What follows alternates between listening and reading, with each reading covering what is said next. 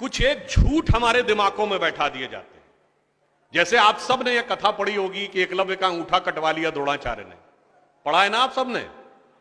पर यह बताइए कितनों ने महाभारत में स्वयं पढ़ा है? मेरे विचार से हम में से किसी ने भी कभी महाभारत में वह प्रसंग पढ़ा ही नहीं होगा एकलव्य वाला। और अगर हम यह भी विनम्रता से पूछे कि महाभारत के कौन से चैप्टर में है, तो भी शायद हम में से किसी को ध्यान नहीं होगा कि महाभारत के वन पर्व में एकलव्य का उल्लेख है। मगर देखिए मार्क्स और मैकाले का प्रभाव कि हमारे दिमागों में ऐसा भरा हुआ है कि हम ग्लानि से आबद्ध हैं बगैर पढ़े हुए। अब मैं आपसे कहूंगा, जाइएगा, जाकर पढ़िएगा। अवेलेबल हो तो इंटरनेट पे जाके सर्च कर लीजिएगा, ना हो तो राम जो महाभारत सीरियल आया था उसका एपिसोड जाके यूट्यूब पे देख लीजिएगा। कि किस्सा यह था कि जब आपको, चाहे आपने कथा सुनी होगी कि कुत्ते का मुंह बाणों से भर गया था जो एकलव्य ने तीर चलाए थे, और जब वह तीर अर्जुन निकालते हैं तो उस कुत्ते के मुंह में एक खरोंच तक उस बाण से नहीं आई होती है, तो वो चौंक जाते हैं क्योंकि ये सामान्य तीर नहीं है। उन्होंने कहा तो दिव्य अस्त्र है कि मुंह में पूरा तीर से भर गया मुंह और इसके बाद भी एक खरोंच नहीं आई। आप कहेंगे दिव्यास्त्र का मतलब क्या?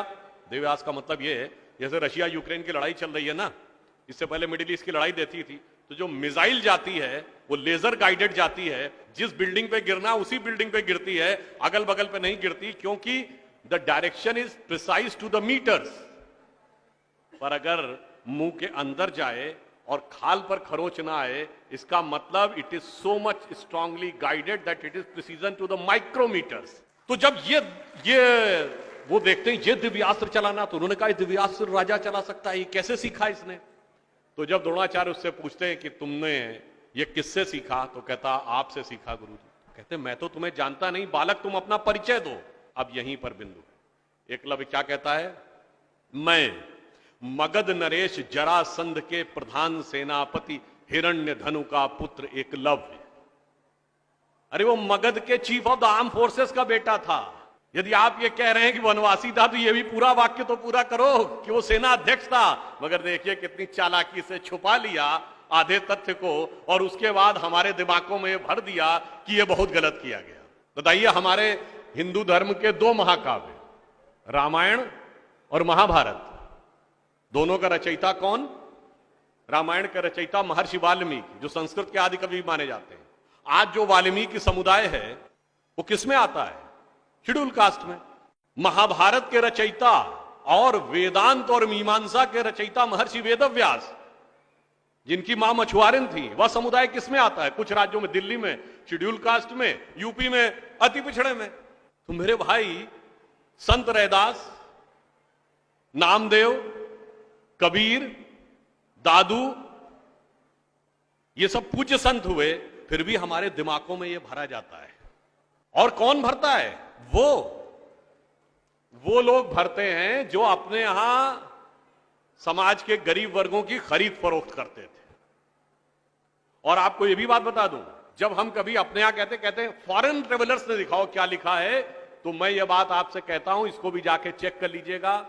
किसी फॉरेन ट्रेवलर का सबसे ऑथेंटिक जो रेफरेंस माना जाता है, वो चंद्रगुप्त मौर्य के समय में मेगास्थनीज आया था ग्रीस से, जिसने अपनी किताब लिखी है इंडिका, आज से 2300 साल पहले। वो इंडिका किताब आज उपलब्ध नहीं है, मगर उसके उदाहरण तमाम जगहों पे हैं, तो प्रूवन है किताब थी। उसने भारतीय समाज में व्यवस्था का वर्णन करते हुए लिखा है कि यहां पर 7 जातियां हैं, मगर महत्वपूर्ण बात यह है यहां इतनी समरसता, इतना सामंजस्य है कि यूनान के समाज के समान यहां कोई समाज का ऐसा वर्ग नहीं है जिसके साथ शोषण या भेदभाव किया जाता हो। ये एक विदेशी लिख रहा है। और मैं एक और बात आपसे बताना चाहता हूं, बहुतों को नहीं पता होगा, गांव में पंचायत होती है ना, ये पंचायत में 5 की संख्या कहां से आती है? ये 4 या 6 क्यों नहीं? 5 की संख्या जानते कहां से आती है? 4 वर्ण माने गए थे, तो किसी भी गांव में निर्णय लेना होगा तो चारों वर्णों का एक एक प्रतिनिधि होगा, और 5वां जानते कौन होगा? गांव के बाहरी क्षेत्रों में रहने वाले वो वनवासी जो प्रत्यक्ष रूप से गांव का हिस्सा नहीं है, पर हमारे निर्णय का प्रभाव उनके जीवन पर भी पड़ेगा, तो 5वां प्रतिनिधि उनका होगा। वहां से यह पंचायत का भाव आता है। और फिर मैं आपसे कहना चाहता हूं, हमारे दिमाग में एक और चीज भर दी गई कि जाति व्यवस्था हमने बनाई। आपको पता है कास्ट शब्द कहां से आया? ये कास्ट अंग्रेजी का शब्द नहीं है, ये पुर्तगीज भाषा का शब्द है। और 1931 में जो अंतिम जनगणना जाति के आधार पर उसमें 4114 जातियां हैं हिंदू समाज में, जिसमें अब 6000 बताई जाती हैं। मैं चैलेंज करके पूछता हूं, कोई दिखाओ तो किसी धर्म ग्रंथ में 6000 जातियां लिखी हो, और जहां लिखी उसमें इससे ऊंचे ये, इनके नीचे ये ऊंचा ये नीचा, कौन से धर्म ग्रंथ में लिखा है? ये माली ऊंचे की तेली ऊंचे, सुनार ऊंचे कि लोहार ऊंचे, कहां लिखा है? जानते हैं कहां लिखा है? एक British census commissioner Herbert Risley द्वारा किए गए सेंसस में हिंदू समाज को जातियों में विभाजित करके ऊपर से नीचे तक लिखा गया, और फिर वो हमारे ऊपर अध्यारोपित कर दिया गया है। हमारे दिमागों में कैसी कैसी बातें भरी जाती हैं। एक थोड़ा लिबर्टी लेते हुए यह भी कहना चाहूंगा, महिलाओं को पढ़ने का अधिकार नहीं दिया जाता था। अब ये बताइए, हमारे यहां दिल्ली में लोगों को ध्यान नहीं होता है, आप लोगों ने मैत्री कॉलेज और गार्गी कॉलेज है ना, ये मैत्री और गार्गी कौन थी? ये वैदिक काल की 20-22 विदुषी स्त्रियों में से एक हैं। गार्गी ने ऋषि याज्ञवल्क्य के साथ शास्त्रार्थ किया। फिर मैं चैलेंज करके कहता हूं, दुनिया में कोई दूसरा धर्म संस्कृति बताइए जहां धर्म पे टिप्पणी करने का अधिकार किसी महिला को हो और किसी धर्म के ज्ञाता के साथ शास्त्रार्थ करने का अधिकार। फिर हमको समझाया जाता है कि हमारे यहां बराबरी नहीं थी। अरे आप सबको याद हो, सबसे प्रख्यात शास्त्रार्थ कौन सा है? आचार्य मंडन मिश्र और आदि शंकराचार्य के बीच में। दोनों के बीच में जो शास्त्रार्थ हुआ, उसका जज कौन था? आचार्य मंडन मिश्र की पत्नी उभय भारती। फिर मैं चैलेंज करके पूछता हूं, पहले दुनिया कोई धर्म बताइए जहां टिप्पणी करने का अधिकार स्त्रियों को हो और जज बनने का अधिकार हो डिस्कशन में। उसके बाद हमसे कहते हैं कि साहब बराबरी नहीं थी। इसलिए मैं कहना चाहता हूं कि हमारे यहां तो समाज में जिस प्रकार से एकाकार करके सबको साथ में लिया जाता था, बराबरी का तो आलम यह था, बराबरी नहीं थी, यह सच है। हमारे यहां बराबरी नहीं थी। हमारे यहां मातृशक्ति को पहले रखा जाता था। इसीलिए हम क्या बोलते हैं? सीताराम, सीता पहले राम बाद में।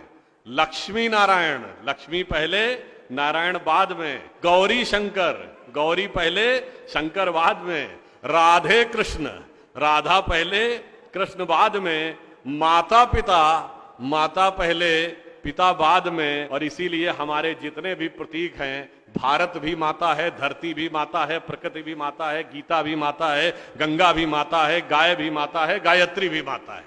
और ये केवल कोई आध्यात्मिक धार्मिक बात नहीं है। वर्ल्ड की डॉक्यूमेंटेड हिस्ट्री में अगर पहली बार कोई वुमेन रूलर रही है तो गुप्त वंश के समय में 4वीं शताब्दी में प्रभावती गुप्त ने शासन किया है।